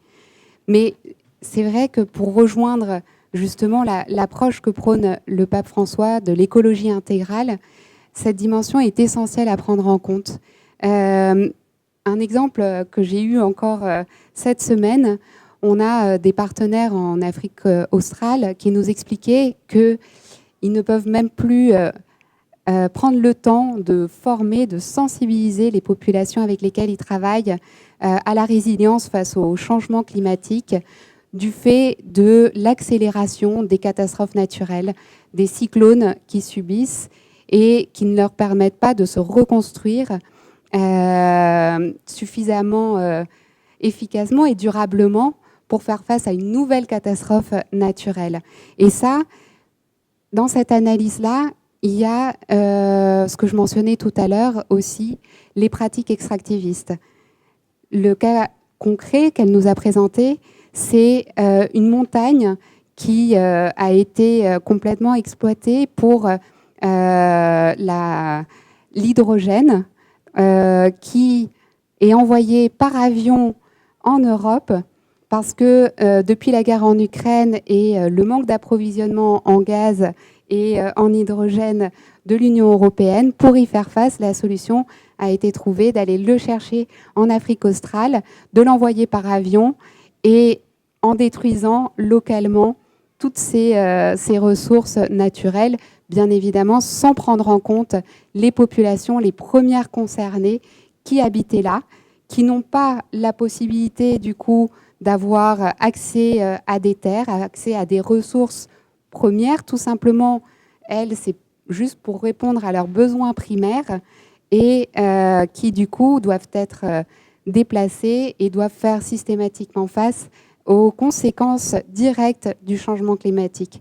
Donc, c'est pour ça que je voulais intervenir, parce que c'est vraiment une question où nous, peut-être qu'on ne le vit pas dans notre chair au quotidien, mais à travers le monde, il y a malheureusement de plus en plus d'endroits où les populations, souvent qui sont déjà les plus vulnérables, et les exemples ne manquent pas, en Côte d'Ivoire, dans la région du bassin du Congo, du lac Tchad, mais aussi, comme je le disais tout à l'heure, en Amérique latine, où eux-mêmes subissent non seulement directement les conséquences de ce changement climatique, mais en plus, pour alimenter la transition énergétique, sont à nouveau exploités et privés de leurs droits fondamentaux. Donc, d'où l'importance d'avoir en tête cette écologie intégrale qui prenne en compte tout le vivant, les humains et notre Terre. Est-ce que vous voulez rajouter ? Si la question était pourquoi on n'y arrive pas, parce qu'on n'a pas compris le problème. On n'a pas compris le problème, juste. Quand on parle de transition énergétique, ce n'est pas une transition énergétique qu'il faut qu'on fasse. C'est une décroissance énergétique. Il faut qu'on consomme moins d'énergie, en valeur absolue. Ce qui est un sacré défi, parce que pour l'instant, l'humanité n'a jamais cherché à le faire, et donc on ne sait pas si on pourra y arriver, parce qu'on n'a jamais cherché à le faire. L'énergie, c'est notre capacité à transformer le monde. Aujourd'hui, on transforme la nature en déchets. C'est pas mal, mais là, on voit un peu les limites du système. Et tous nos modèles nous font raisonner en silo et pas en système. Et or, tout est en système, en fait. Donc, la problématique, c'est qu'on ne pose pas le problème correctement. Pour l'instant, on cherche des solutions à des problèmes qu'on a posés en silo. Et donc, on a une vision des choses qui restent en silo. La difficulté, effectivement, depuis le Grenelle de l'environnement, où on parlait de transition énergétique ou d'énergie, on parlait assez peu de CO2 du coup, alors que la conséquence, il y a une conséquence effectivement avec le CO2 et les changements climatiques. Et effectivement, comment se projeter dans une société qui consomme moins d'énergie et qu'est-ce que ça raconte sur nos vies. Donc là, je pense qu'effectivement, on peut s'appuyer sur l'encyclique ou sur le texte que vous citiez du pape qui est assez intéressant. De dire comment on peut vivre différemment demain, pas plus malheureux, même a priori peut-être même plus heureux, mais en consommant moins d'énergie en valeur absolue. Avec cette décroissance énergétique qu'on doit faire dans les 25 prochaines années. Mais on n'est a priori pas naturellement câblé pour faire ça. Donc ça ne peut aller de pair qu'avec une éducation pour dire comment on vit différemment en consommant moins d'énergie. On n'a pas fait le début du chemin, malheureusement. Effectivement, hein, ça fait 25... c'était 2005, le Grenelle de l'environnement, c'est ça ? 2007, donc ça fait un peu moins de 20 ans. Et vu qu'on n'a pas bien posé le problème, on n'a pas commencé le chemin, quoi.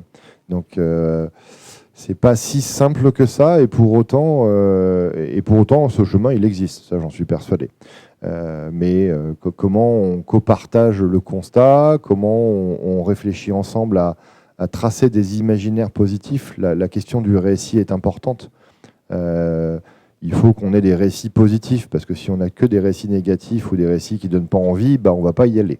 Donc la question, c'est comment on coécrit ensemble des récits qui sont, entre guillemets, des utopies réalistes, qui montrent qu'une société consommant moins d'énergie, et donc brûlant moins d'énergie fossile, etc., peut être une société, dans laquelle on se sent bien, et le partage et la main tendue redeviennent la règle.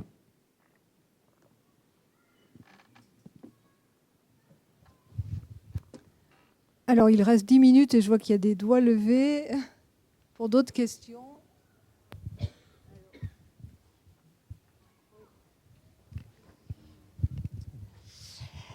Merci. Moi, j'ai une petite question sur c'est parce qu'on n'a pas compris. Alors, est-ce que c'est parce qu'on n'a pas compris ou est-ce qu'il y a des résistances? Et les résistances, elles viennent d'où? Ce serait intéressant qu'on creuse un petit peu. Alors, bon, moi, je n'ai pas de réponse. Voilà. Peut-être un peu des intérêts privés, d'un monde très financiarisé qui a du mal à lâcher son pouvoir, son argent, etc., dont beaucoup d'entre nous font partie. Je ne suis pas dans le jugement. Hein. C'est un constat très banal, malheureusement. Et en même temps, je voudrais poser la question sur les entreprises, parce que vous voyez beaucoup d'entreprises, si je comprends bien, mais j'aime beaucoup cette notion de compagnonnage, mais comment ça influe? Est-ce que ça bouge sur la réflexion sur l'entreprise qui doit aussi faire ces transitions et ces mutations? C'était, je ne sais plus quand, à Lyon, je crois, qu'il y avait une personne, je ne sais pas si Marc était là, il me le redirait, qui travaillait justement sur le greenwashing, etc., etc. Voilà. Alors, on va prendre peut-être 3 questions. Oui, 3. Oui, moi je voudrais poser une question pragmatique par rapport au lithium. Ça a été évoqué tout à l'heure dans la présentation. Donc le lithium, c'est un composant essentiel pour les batteries de voitures, ça tout le monde le sait, voitures électriques. Au niveau des ressources, effectivement, il y a, dans le département de l'Allier, il y a des choses qui sont en train de se faire. On a parlé tout à l'heure aussi de la Bolivie, Chili, Argentine, qui sont un lieu de ressources possibles. Alors déjà, je dirais que ça commence à se compliquer. Et puis on a un ami qui est congolais, qui est au CNRS, et qui nous dit que la Chine est en train de piller son sous-sol, une partie de son sous-sol du Congo, pour récupérer aussi du lithium. Alors qui va aider à faire le bon choix? Qui a raison? C'est quoi le vrai bilan d'une voiture électrique jusqu'à sa fin? Et puis les constructeurs automobiles, et puis c'est tout peut-être.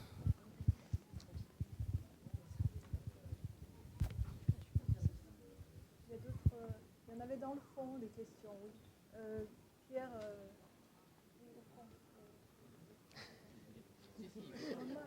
ou Adrien, ceux qui lèvent la main. Oui, bon, merci. On a vu un précédent débat sur la fragilité de la démocratie. qui a été, je pense, une vraie prise de conscience qui a eu lieu là, avec les élections législatives. On a mis en évidence donc les freins qui avaient été mis à la structuration de la société civile en France et une certaine déception des modes de démocratie participative. Qu'est-ce que les partenaires peuvent nous dire sur ce sujet et quel chemin ont pu-ils prendre face à des attaques en règle qu'ils ont pu avoir vis-à-vis de leur propre démocratie?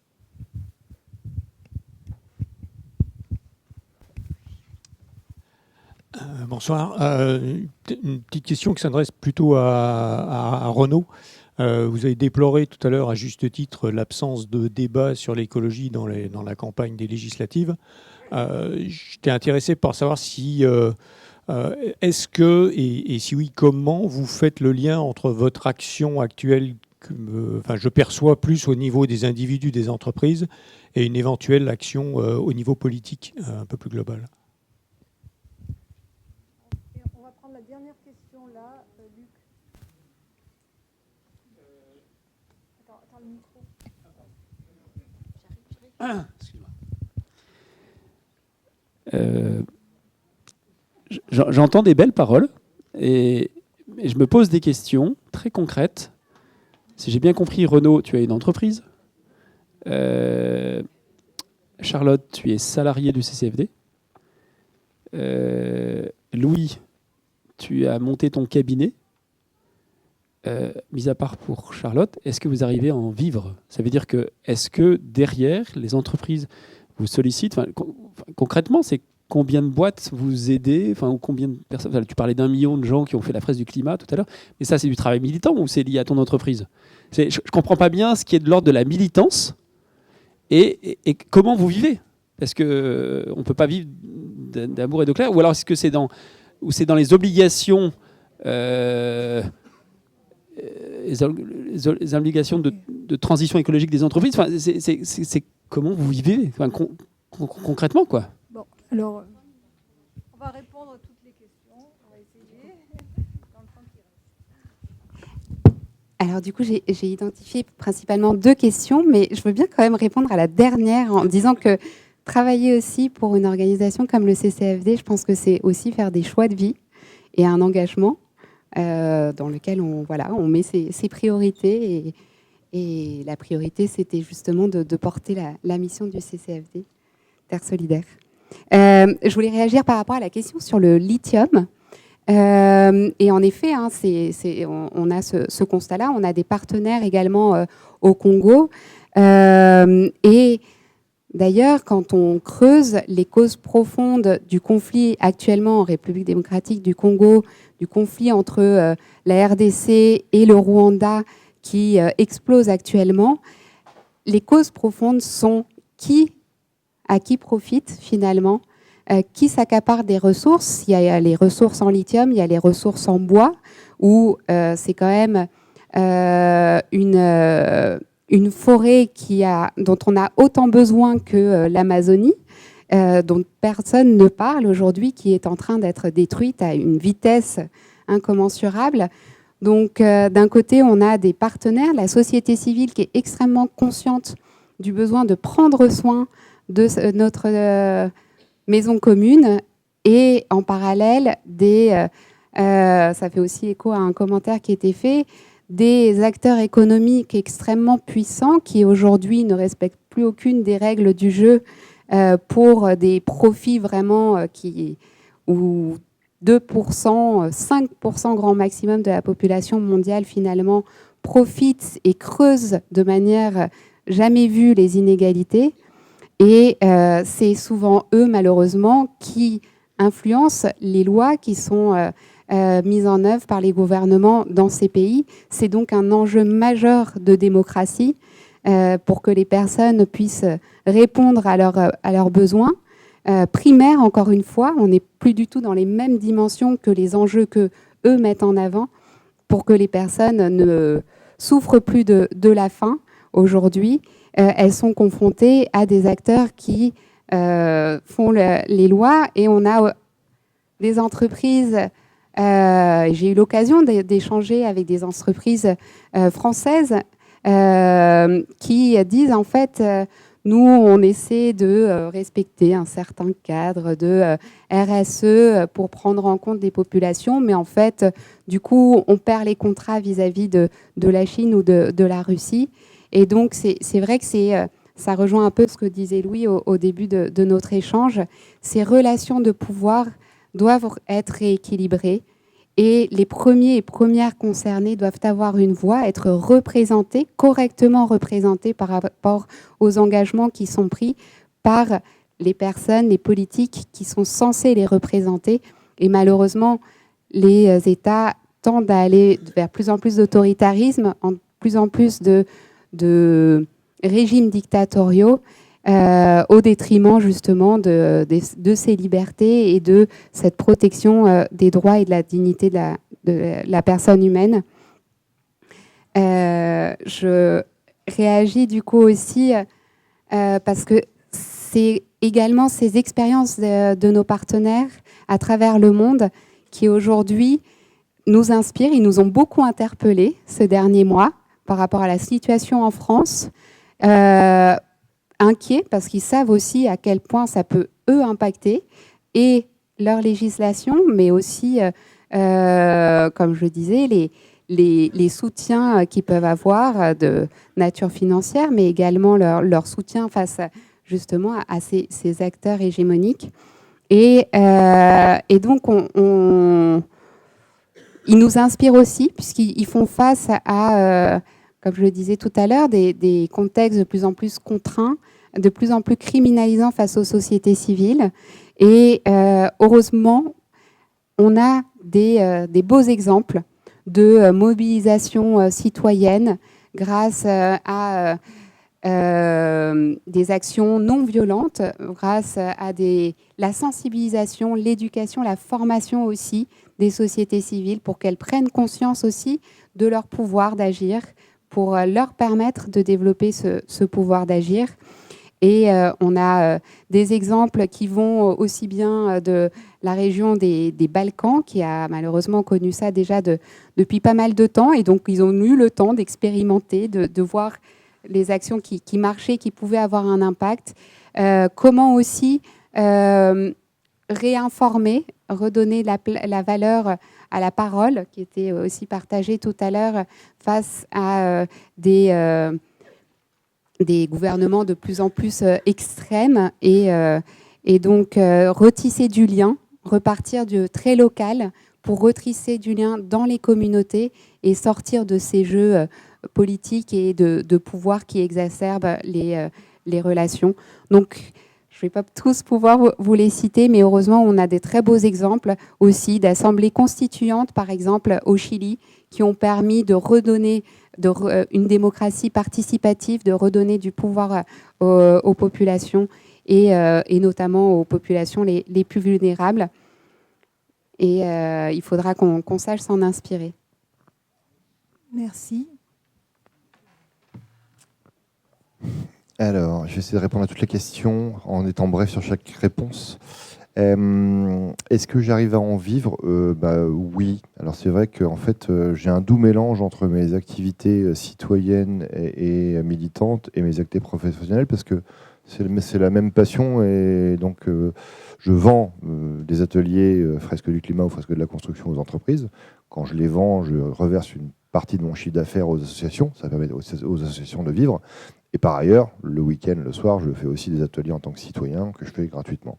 Donc, en fait, les deux sont vrais. J'ai aussi des missions d'accompagnement plus spécifiques sur le territoire angevin pour des quartiers bas carbone et des quartiers qui sont adaptés au climat qui dérive. On traite beaucoup l'urbanisme par le volet de l'adaptation au changement climatique. Donc, tout ça est mélangé. J'ai l'impression effectivement, des fois, la frontière est assez floue, mais j'arrive largement à en vivre. Et à faire vivre toute ma famille, donc c'est chouette, mais parce que j'ai aussi une expertise reconnue, et donc ça permet ça. Donc comment on fait, ça rejoint la première question qui a été posée, comment on fait avec les entreprises ? On éveille les consciences. J'ai un peu tendance de façon provocatrice à dire que je suis payé à mettre des baffes aux gens. Et je leur dis, comme je vous le dis à vous, hein, c'est-à-dire grosso modo, c'est quand même une clé d'entrée.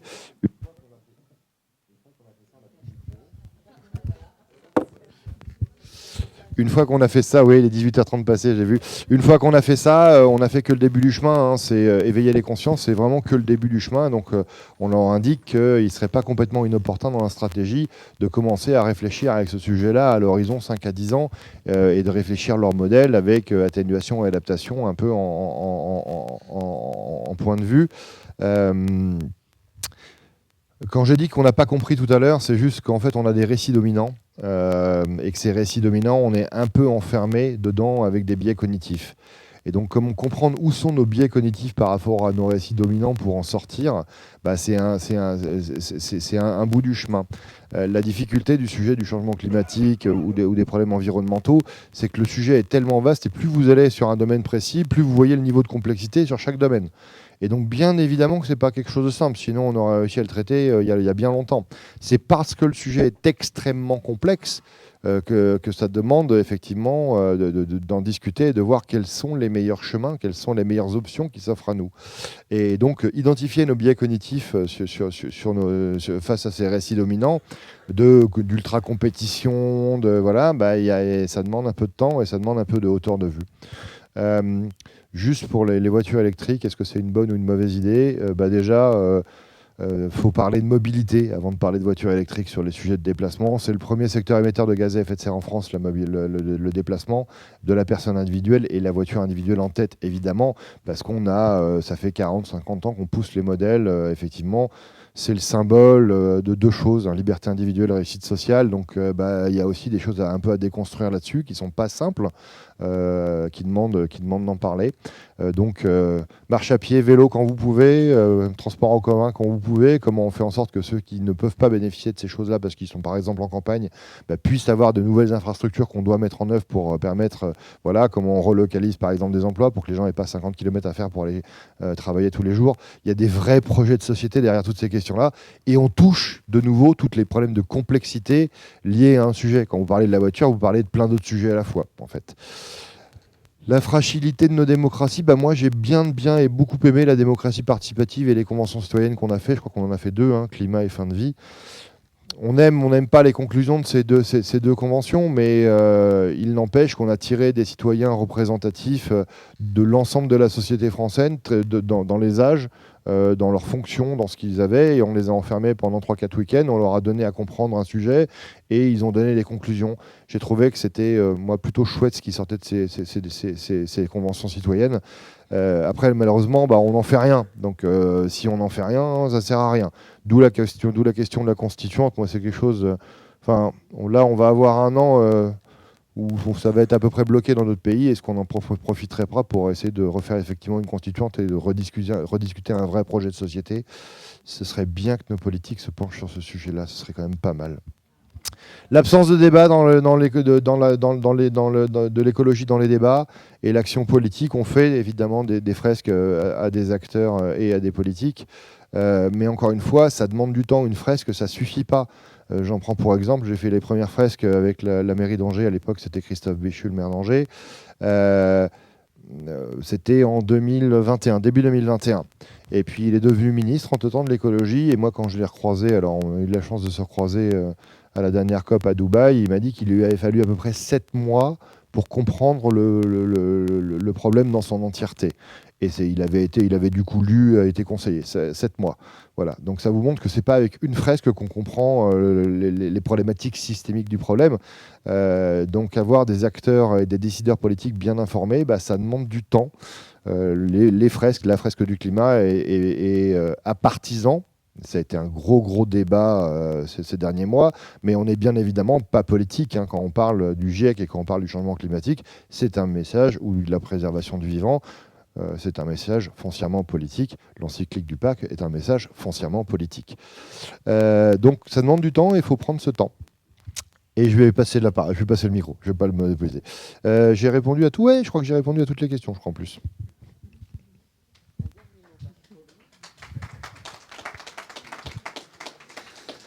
Oui, il y avait une petite question, donc ça va aller rapide, et une demi-question aussi. Oui, j'en vis, parce que c'est un cabinet, donc on a fait le choix de créer une entreprise. On aurait pu créer une association pour porter ce projet.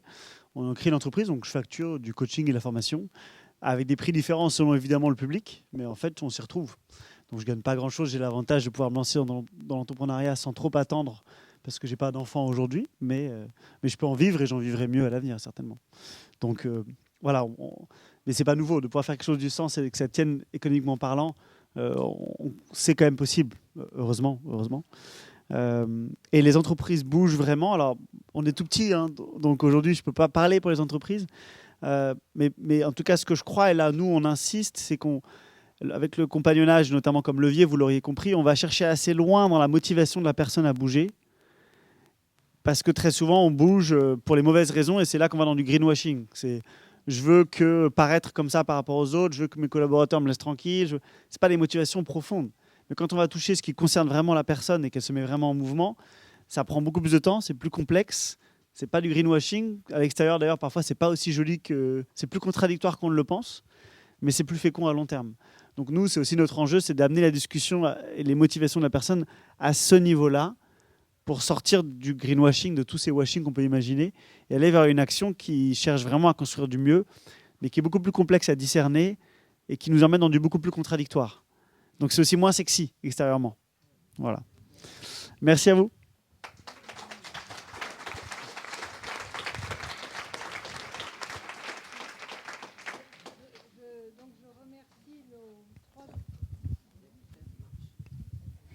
Je remercie nos 3 intervenants qui nous ont bien montré que nos choix qu'on pose ici, en France, que ce soit individuel ou collectif, ont des répercussions dans le monde, hein, et ils favorisent ou pas la démocratie. J'ai entendu pas mal la question du sens, et c'est une invitation, nous, à rester éveillés et à nous interroger sur nos choix aussi. Et j'ai relevé aussi des messages d'espérance quand même. Hein. Il y a un chemin, et ce chemin, il existe, et ben, il faut le chercher. Aussi, si je commence à bouger, d'autres suivront. Et puis cette fresque du climat, c'est vrai c'est quelque chose de complètement nouveau.